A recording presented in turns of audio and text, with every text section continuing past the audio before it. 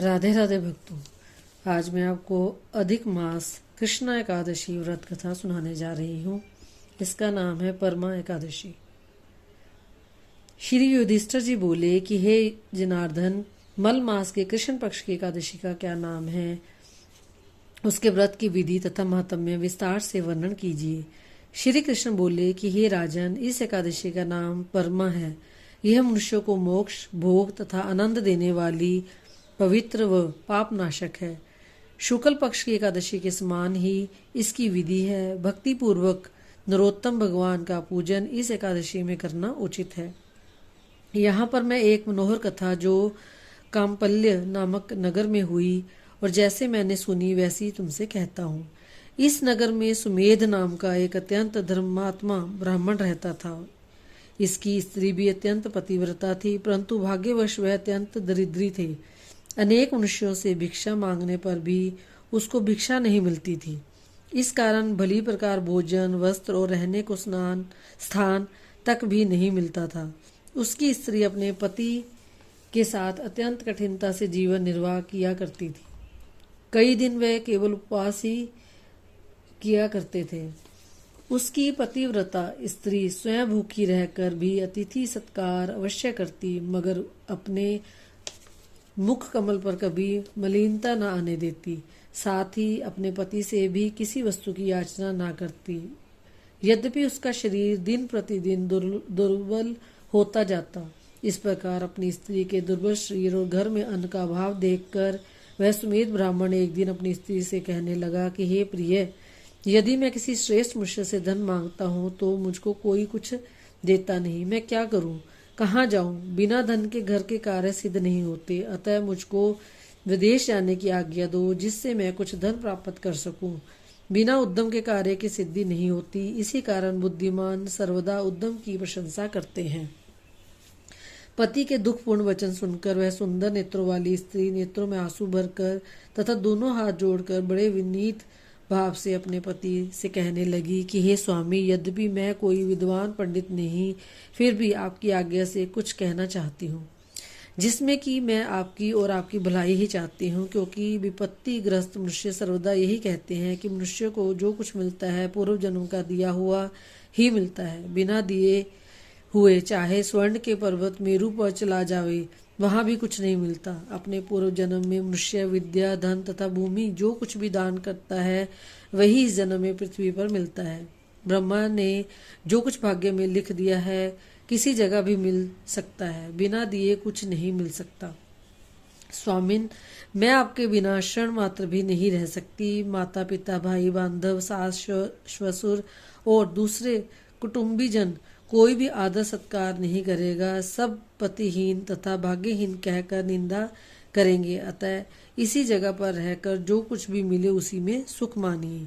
अपनी स्त्री के ऐसे वचन सुनकर वह ब्राह्मण विदेश नहीं गया। एक समय मुनियों में श्रेष्ठ कौंडिन्य मुनि भाग्यवश वहां आ गए। उनको आए हुए देखकर सुमेध अत्यंत प्रसन्न हुए और अपनी स्त्री सहित शीघ्रता से बड़ी नम्रता के साथ बारंबार उनको नमस्कार किया और कहने लगे कि आज हम धन्य हैं, हमारा जन्म आपके दर्शन से सफल हुआ।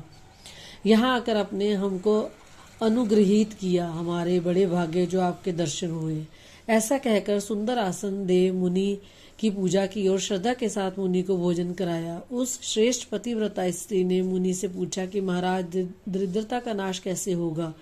बिना दान किए हुए भी धन, विद्या, स्त्री और दूसरे पदार्थ कैसे प्राप्त हो सकते हैं? मेरे पति मुझे छोड़कर धन की आशा में विदेश जा रहे हैं। मैंने उनको रोका है। मेरे भाग्यवश आप यहाँ आ गए। अतः हे महामुनि, कृपा करके कोई ऐसा उपाय, व्रत, तीर्थ या तप बतलाइए जिससे हमारा यह दुख दारिद्र्य दूर हो। उस सुशीलता के ऐसे वचन सुनकर अपने मन में सब पापों, दारिद्र्य और दुखों को नाश करने वाला उत्तम व्रत का विचार कर मुनि कहने लगे कि सुशीले, मल मास के कृष्ण पक्ष की भगवान की अति प्रिय भक्ति देने वाली परमा नाम की जो एकादशी है, तुम उसकी उपासना तथा व्रत करो।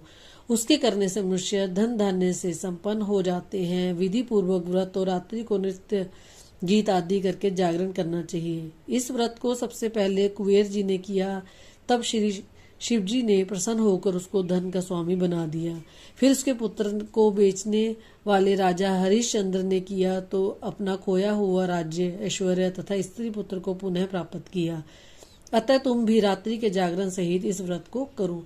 हे पांडव, इतना कहकर अति प्रसन्नता के साथ कौंडिल्य ऋषि ने व्रत की सब विधि उनको समझाई और फिर उनसे पंचरात्रि का शुभ कारक व्रत का वर्णन किया, जिसके अनुष्ठान मात्र से भोग और मोक्ष दोनों प्राप्त होते हैं। उन्होंने कहा कि परमा एकादशी के दिन प्रातःकाल नित्य कर्म से निवृत्त होकर यथाशक्ति पंचरात्रि व्रत करने का नियम करे। जो प्रातःकाल स्नान करके 5 दिन पर्यंत निराहार रहता है, वह अपने माता पिता तथा स्त्री सहित विष्णु लोक को जाता है। जिसने 5 दिनों तक स्नान आदि करके विधि पूर्वक ब्राह्मण भोजन कराया, उसने देवता, मनुष्य, राक्षसों सहित सबको भोजन करा दिया। जो स्नान करके 5 दिन तक तिल से भरकर पात्र का दान करते हैं, वह समस्त सुखों को भोग कर सूर्य लोक में आनंद करते हैं। जो घी का पात्र दान करते हैं और ब्रह्मचार्य से रहते हैं, वह देवांगनाओं के सहित स्वर्ग में आनंद करते हैं। कौंडिल्य ऋषि कहने लगे कि हे सुशीले, तुम अपने पति सहित इस व्रत को करो। इस व्रत के करने से अन्न और धन से युक्त होकर अंत में स्वर्ग को जाओगी।